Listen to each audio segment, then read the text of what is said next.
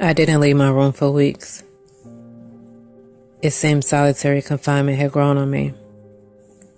I rolled onto my stiff back, closed my eyes, took a deep breath and held it.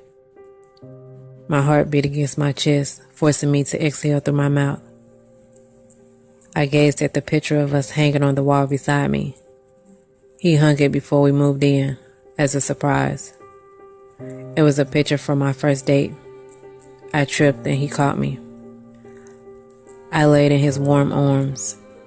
Butterflies invaded my stomach, while he smiled at me, leaving me helpless to his charm. The photographer he hired to accompany us on our date captured every detail. The picture has the same effect on me as it did when I first saw it. Before crawling out of bed, I released the yawn that indicated I had laid here longer than I should have. My joints screamed as I tried standing up straight. I used the little strength that my body had preserved and stumbled into the bathroom. Despite the pinching and loud rumbles from my stomach, my knees buckled. I grabbed the gray marble heads of her sink and took a deep breath before standing up again. I turned on the hot water and listened as it ran down the drain. While standing barefoot on the heated bathroom floors, I looked into the mirror at the person I wish I knew. She looked like me, yet it seemed she had aged much sooner than anticipated. Her hair was chopped much shorter than she would have ever worn it. She had bags underneath her eyes deep enough to catch her tears as they fell. She even sounded like me when she cried out in pain. I shut my eyes and slowly opened them.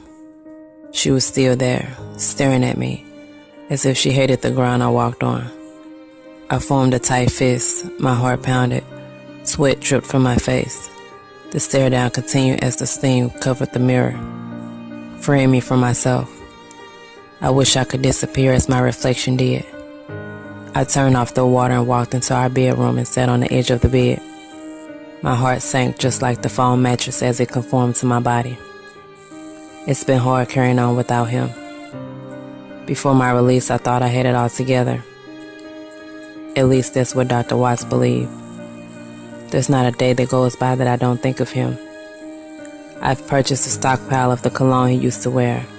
I spray it throughout the house, and on some of his clothes I wear to bed. I must admit that the cologne without Michael wearing it was like a warm summer day without the sun.